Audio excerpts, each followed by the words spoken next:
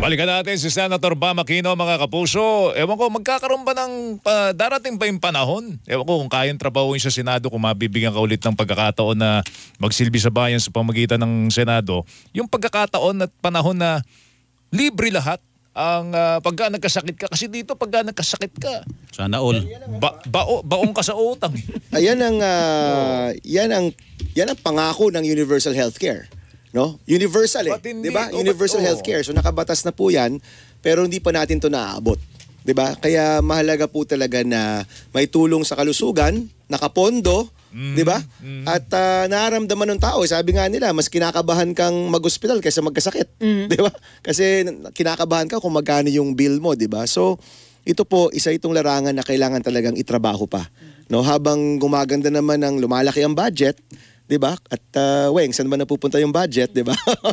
Dapat napupunta 'to sa mga mahalaga sa tao. Kailangan edukasyon, ba ng kalusugan, tulong sa mahihirap. Kailangan ba ng dagdag pondo ng PhilHealth para ma-achieve natin yung universal na healthcare? Yes, kailangan po magamit yung savings at kailangan mapondohan ng gobyerno para kapag ang isang Pilipino pupunta po sa ospital, hindi siya kinakabahan na meron siya kailangang ilabas pa na pera. Di baling sobra-sobra ang budget ng PhilHealth? Opo. Oo, why not, 'di ba? Pag tinanong niyo po sa pangkaraniwang Pilipino, ano ba yung pinakamahalaga? Kalusugan, edukasyon, trabaho. Hindi ho ba 'yan talaga dapat yung binibigyan natin ng pansin? At dapat nare-reflect rin 'yan ng budget natin. Kalusugan, edukasyon, trabaho, pagkain. Ito naman po yung mahalaga. Ito dapat yung pinopondohan natin, no? Para wala ng pasyente, senator na naho-hostage sa ospital kasi walang maipangbayad ang kanyang pamilya. Walang ipambayad. Tapos ito nung nakaraang buwan, sabi sa akin, yung ibang mga government hospitals, may mga nagbebenta ng guarantee letter. Alam niyo ba yon? Paano yun, sir? So, di ba yung mga politiko, may guarantee letter yan, di ba? O kunyari, mula sa office ni Senator ganyan, Congressman ganyan, 100,000. Tulong na yon, di ba? May lalapit sa'yo. Bigyan mo ako ng 50,000. Ibigyan kita, guarantee letter, 100,000. So may libre ka ng another 50, kumbaga. Hindi, kumbaga 100 yung dapat na makukuha mo, Correct, pero nagbayad ka ng 50. Ano totoong guarantee letter ba yan? Totoong guarantee letter yan. Linawin ko, Senator, ang nagbibenta ay yung office ng politiko? Well, hindi ko alam, pero may cartel daw dyan. May sindikato daw dyan, nagbibenta ng guarantee letter. Iba naman sa... Nangyayari daw yan. Now, nangyayari yan kasi mga kababayan natin na nasa ospital, desperado na. Kapit patalim. Kung libre po yan, di ka kinakabahang magpa-ospital, buong loob kang pupunta dyan dahil alam mo, yung gobyerno, dala-dala ka, di ba? Nasa likod mo, tinutulungan ka. Pero madidesperado ka, masascam ka sa ganyan, o di kaya magbabayad ka ng ganyan. Yan po, isipin nyo yung pinaka nangangailangan, yun pa yung ginagawang biktima. Kung yung healthcare po natin, talagang bukas yan at totoo at todo ang suporta, hindi na po mabibiktima yung mga kababayan natin. Mas gusto daw ng politiko yung lumalapit sa kanila tao para parating may utang na loob yung tao at para manatili sila sa pwesto. Para pagdating na eleksyon, iboboto mo sila ulit. Alam mo, yun din yung tanong ko noon. Sabi ko, kung may PhilHealth naman at may government hospital naman tayo, bakit pa kailangan pumunta ng politiko? Kahit po kami, talagang namimigay rin kami ng medical assistance. Palagi ko po, yung mas magandang solusyon na talaga, gawin na talagang libre. Pondohan yung PhilHealth, pondohan yung DOH, pondohan yung ating government hospital para hindi ka kinakabahan kapag punta mo sa isang government hospital. Yan yung universal healthcare. No, universal po, meaning lahat ay sinasagot ng gobyerno. Wala nang guarantee letter. Wala, dapat automatic. Di ba yun ho dapat yung hangarin natin. By the way, mabalik ko lang sa libreng kolehiyo. Yan din yung ginawa namin sa libreng kolehiyo. Basta makapasok ka sa isang SUC, automatic na libre ka na 4 na taon. No, kasi noon po, may mga ibang senador, gusto nila, every year, nag-a-apply ka ng scholarship. No? Sabi ng mga student leader sa akin, Senator, kung every year po yan, next year, favoritism na po yan. Siyempre, yung mga bata-bata na lang yan, bibigyan ng scholarship. Isipin nyo, baka gawing harassment pa yan. So, kita nyo po yung sistema sa libreng kolehiyo. Nung binuo po namin yung batas, basta makapasok ka ng first year, 5 taon yan na libre ka. You have 5 years para makapagtapos. Isipin mo, may dagdag ka pang 1 year in case na magka-emergency ka, kung ano man, di ba? So, agad-agad, libre na po yan. Hindi na kayo kailangang mag-apply ulit ng ulit. Yes. No? So, yan din yung gusto natin makita sa ating ibang government services. Hindi ka na kailangang pumila sa mga politiko. Hindi ka na kailangang sumipsip kung kanino man. Yung tulong na para sa'yo, bibigay sa'yo ng diretso. Automatic yung mga libre-libre para yung sweldo Yan. Buo. Buo yung take home pay. Opo. Oo, pambayad ng kuryente. Di ba? Pambiling Pambayad gasolina. ng kuryente, gasolina, wifi, lahat talaga, ubus ka agad. Ang ganda nung ganong sitwasyon eh. Opo. Pero iba ang sitwasyon ngayon, Senador. Kaya nga humihirit sila, legislated wage Opo, increase. pabor po tayo dyan. Pabor kayo dyan. Pabor po tayo dyan, no. Sa totoo lang po, no. Ito, kausap ko rin yung mga negosyo kasi yung isang batas natin, yung Go Negosyo Act, no, at marami tayong batas para sa mga maliliit na negosyante. Kausap ko po sila. Unang-una, yung mga maliliit na negosyante natin, yung micro and small business, exempted naman po sila. Yes, No? opo. Dito sa minimum wage law, pwede silang kumuha ng exemption. So, ang pinag-uusapan po natin dito, yung malalaking kumpanya. Yung malalaking kumpanya, siguro naman po, kaya natin dagdagan yung sahod ng mga manggagawa natin. Tama lang naman na dagdagan po yan. Ang dami daw nilang gastos. Ang taas ng kuryente. Hindi po Pilipinas. yun. Hindi Oo. po yun ang sinasabi sa akin, Melo. Sen, kada permit namin, hinihinga naman kami. O kada hakbang namin, may kumukuha sa amin ng lagay. Pwede ho namin itaas yung sweldo. Tulungan nyo naman kami na mawala yung korupsyon. Yan talaga. Ito Chamber of Commerce po ito. Kausap ko Red tape. sila. Chamber of Commerce. Tinanong ako, syempre, negosyante yan. Ayaw nila na tumaas yung minimum wage. Tinanong ako, sabi ko, hindi, kailangan itaas yan. Kayo po ba, bakit ayaw nyo pong itaas? Sabi, Sen, kasi willing naman kaming itaas yan. Kaya lang, sa panahon ngayon, talagang kinukutongan kami. Kada hakbang, may hinihingi sa amin. So ako po, dalawa yan. Tulungan natin yung mga negosyo magkaroon ng bawas na korupsyon. Kasi yan po, at the end of the day, bumabalik rin yan sa consumer. Kaya tumataas yung presyo ng bilihin natin. Magkano po ang tamang legislated wage hike? I think 100 yung nasa Senate. No? I would support the 100 pesos sa Senate. Hindi yan naipasa ng Kongreso. Hindi. Pero sa Senado po, naipasa po yan. 100 pesos. Tumaas na po ang mga bilihin ngayon, Senador. Kasi pa ba yung dapat 100? Subject to inflation na rin po yan. Kasi pa ba yung 100? Maliit pa nga yun Sa totoo lang. Maliit pa po yun. Speaking of pera, yan. Sabi po nga nila, pag may confidential funds daw at may intelligence fund, synonymous to corruption, Senator. Nung panahon ninyo sa Senado, nabantayan ba yan? Yan dalawang controversial na pondo na yan. Pagdating po, lalo na sa pagbabudget. Opo.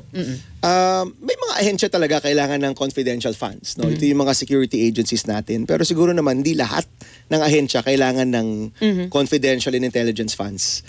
Yung may mga police operations, yung may mga witness. Ayan po, kasi noon kami sa Senate, may mga witness rin kami niyan. Kailangan yung tulungan. Yung pamilya, di ba? So dyan po kinukuha yan.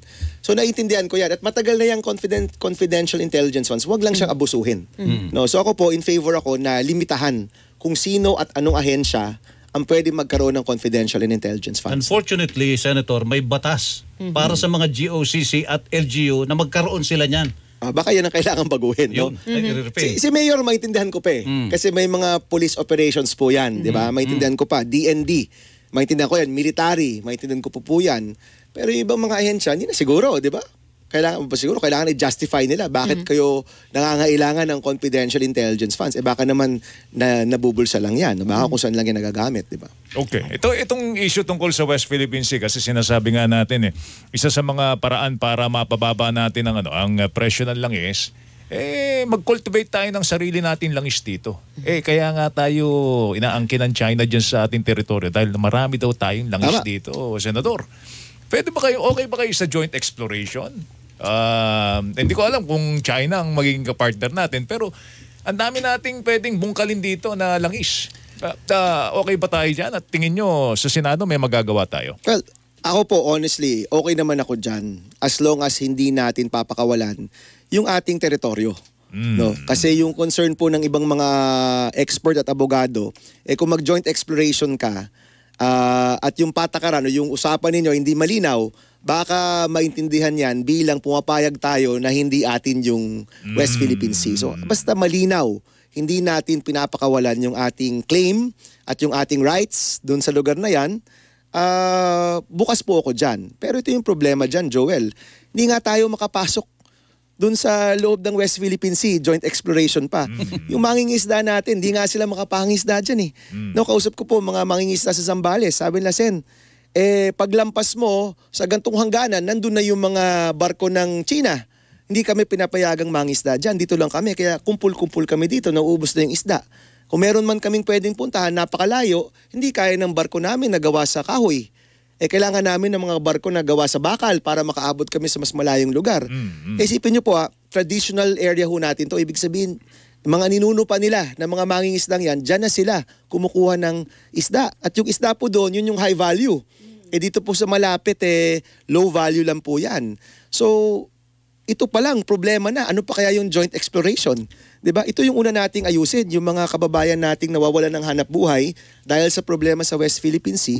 Ito dapat yung priority po natin. No? Mabigyan sila ng hanap buhay, mahanapan natin sila ng espasyo doon po para magawa nila yung gusto po nilang hanap buhay doon po sa West Philippine Pero Sea. bukas kayo kung ang China magiging joint exploration natin sa WPS. Sa partner. Habang malinaw na hindi natin pinapakawalan yung ating teritoryo. Kasi ano yan, Weng yan yung sinasabi ng iba joint exploration, pero backdoor yan para sabihin na hindi atin ang West Philippine Sea. No, can you imagine meron na pong international ruling na yung West Philippine Sea ay atin.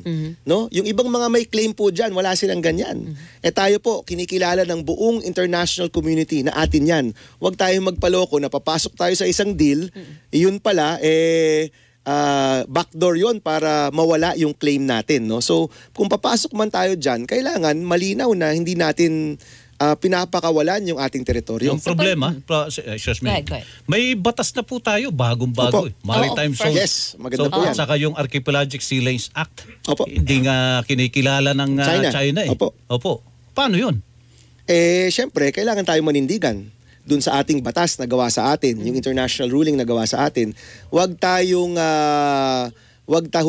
mawawalan ng lakas ng loob dyan, no? Kasi anytime na parang mukhang hindi na natin kinikilala yung mga rights natin dyan o yung teritoryo natin, dyan talaga papasok yung China. So any move that we make, kailangan po malinaw na malinaw yan. Ang West Philippine Sea, atin po yan. Mabilisan lang ito. Meron ka ba nakikitang solusyon sa pamamagitan ng legislasyon dito sa issue natin sa traffic? Kasi laki na nang nawawala sa atin sa traffic Sa trapiko po. Ay nako, yan po ang... Gusto ko yung hay nako. Yan po yung kalbaryo ng bawat taga Metro Manila, Metro Cebu at marami pong mga syudad sa ating bansa. Ako, honestly po yung pinaka long-term solution dyan, kailangan yung kasaganaan maramdaman po sa labas ng metro area. No? Decongestion. Decongestion of resources and investment. No? Kumbaga, kung yung kasaganaan, yung trabaho, ay nandun po sa labas ng Metro Manila, ay makikita po natin lalawak bigla yung ating mga daan.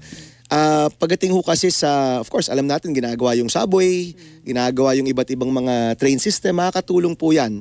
Pero at the end of the day, sa kaduluduluhan ng lahat, kung lahat ng trabaho ay nandito po yung tao. Kailangan po makita yan sa ibang mga lugar sa ating bansa. Nakikita na rin sa Davao matraffic. Opo. Dami na. Speaking of traffic, Cebu matraffic. Senator, ganun din. gumagamit ka ba ng protocol plate? Noon. Nung panahon na ikay senador? Yes, number 7. Anong nabibigay ng protocol plate? Wala kang odd even. So, ibig sabihin, libre ka sa tawag dito? Dun sa araw. Yung wala kang coding. Opo. Wala kang coding. Yun, kaya tuwa ako kasi limitado naman yung sasakyan namin. So, kapag coding day, magagamit mo yung Pero protocol. marami nagsasabi, dapat hindi na raw ibigay Alisin na yan raw sa yun. sa mga mambabata. Pareho na Payag ka lang. ba? Alisan ng protocol plate ang mga senador at mga kongresista. Okay na yan. Kung yun lang naman, di ba? Kung yung uneven lang naman yung pwedeng maibigay. Okay na yan. Alright.